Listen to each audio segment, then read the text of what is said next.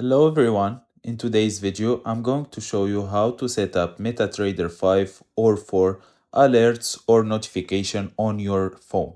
So first thing, open MetaTrader app, then from here, go to settings, then find chat or chat and messages, then click on it.